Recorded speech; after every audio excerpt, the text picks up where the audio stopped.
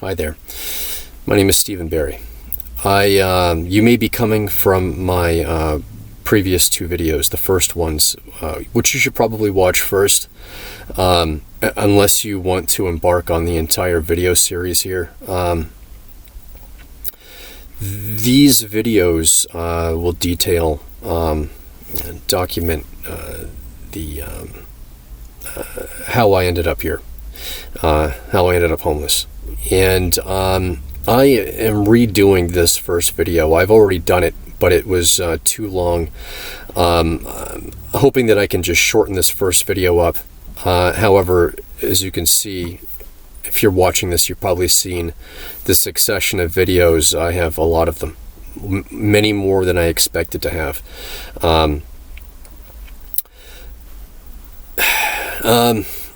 I think what I'll do in the beginning of this video, rather than jump right into the story, I'm just going to mention my situation here. I mentioned it, and I think that I'll go further. I have maybe one or two more videos to do at the very end of this series of videos, and I may explain my situation. I'm just going to briefly explain it right now. I am in a parking lot. I'm stuck here. My vehicle is not legal. I have no money. I'm out of clothes. For the most part, I have nowhere to wash anything because I can't move my vehicle, and I don't really have any money to do so. The money that I have left is for food and emergencies. I'm in bad health. I can't work. I did a little bit of work for someone about 10 miles away. I was doing some carpentry and woodworking for him. I guess mostly carpentry, and I worked there when I could. He was very considerate about my situation. I told him that I really couldn't work more than 2 to 4 hours a day, most likely, and I wouldn't necessarily be able to come every day, and he was fine with that. He said, "Come and go as you please, and I'll just pay you based on the hours that you work." And that was the perfect situation for me, because I'm not reliable anymore. I simply cannot. I can't work. Some days I just can't get up. And when I do get up, before these videos, what I do is I'll get up, and my routine is I will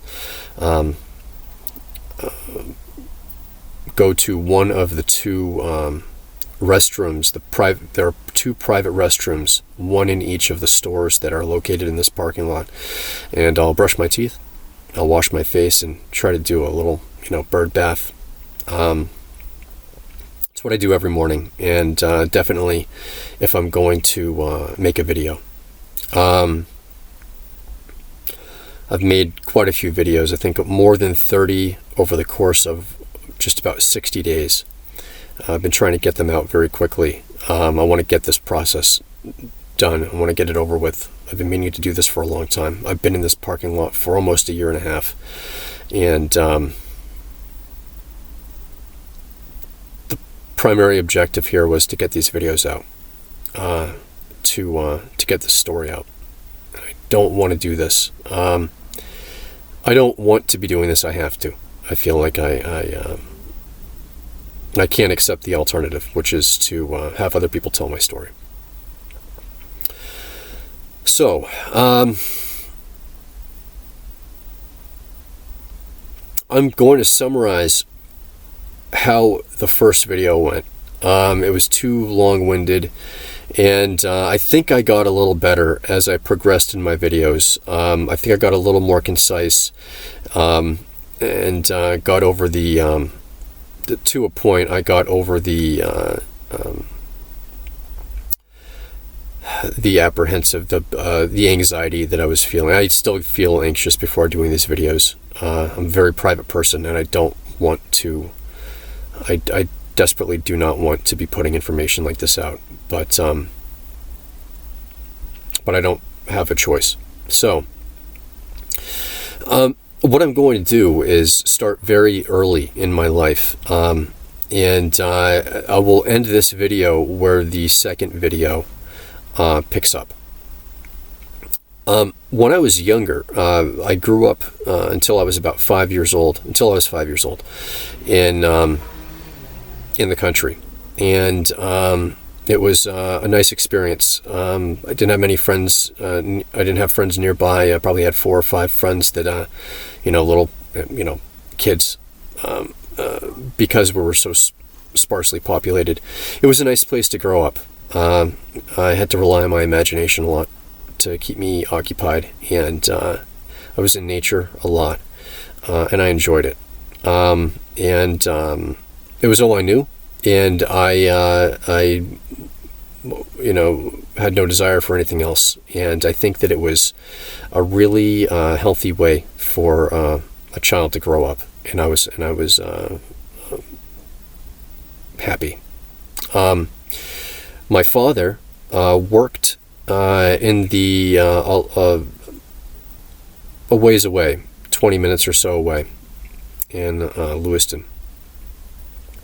I think he worked in Lewiston. We moved to Lewiston from the town that we were in to be closer to his work, and I think just closer to everything. We were in the first house. It was an old house that we purchased from a couple, and it was a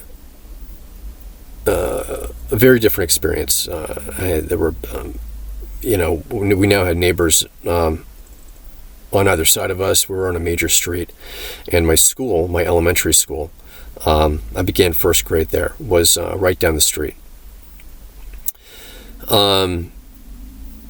I had a really happy childhood, and I loved school. I really enjoyed school. I did very well. I was a very curious child, and I really I loved life, and I had some great just great childhood memories and great friends. Now, my mother has or had a brother who lived in Virginia, and we would go down and visit him from time to time. And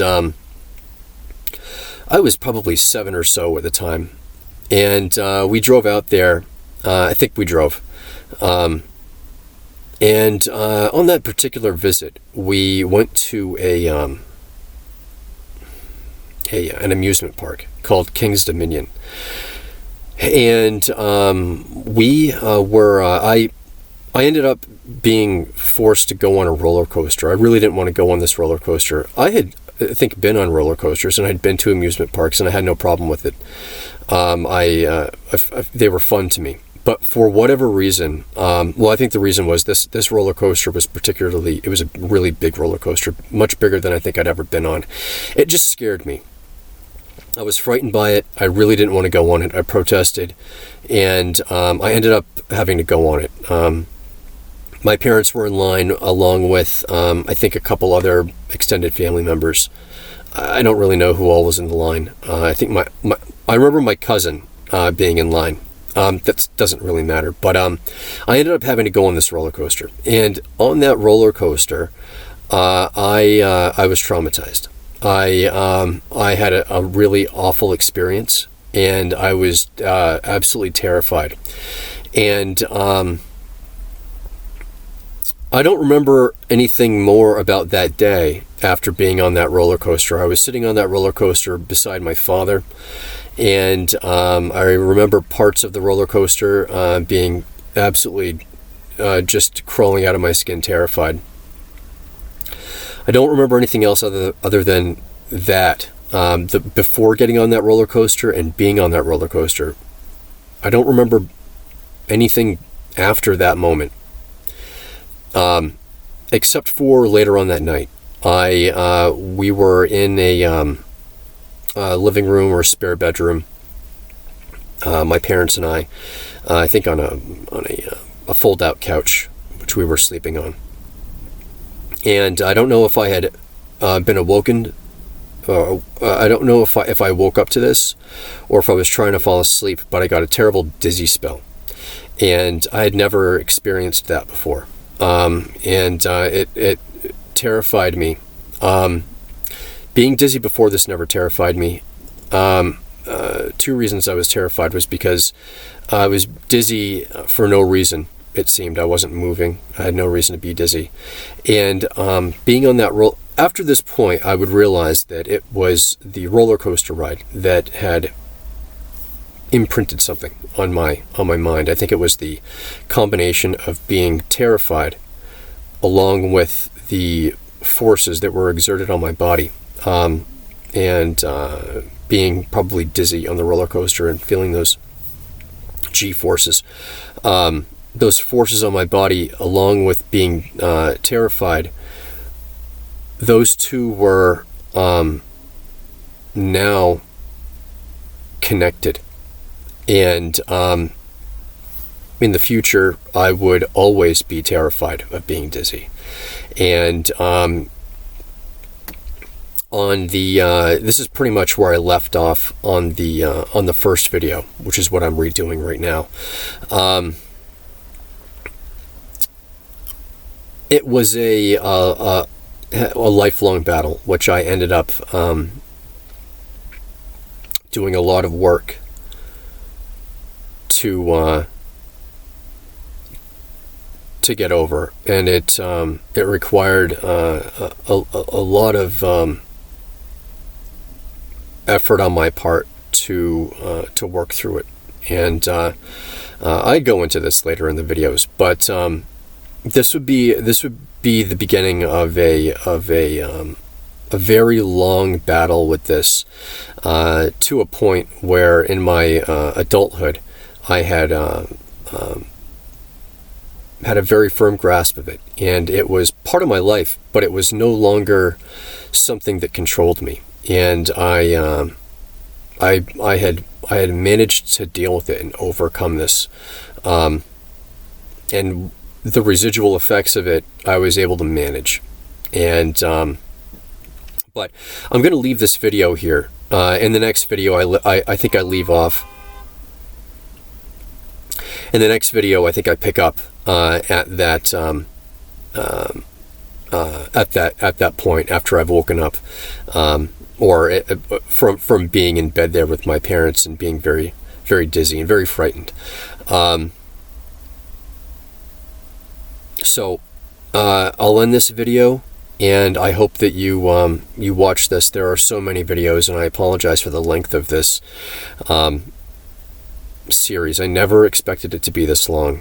I just kept ending up having more and more to say. This will likely, I don't see any escape from the situation I'm in, and I don't see that I'll be here much longer. I'm out of options, and I need to get this story out. So it ended up just being a much longer series of videos than I expected, and I hope it's not too boring. And to anyone who sticks with it, I really do appreciate it. I want someone to hear what actually got me to this point. I've worked very hard all my life, and in my opinion, I did not put myself here. I am circumstances that were outside of my control have led me to this. So I hope to see you in the next video. Thank you.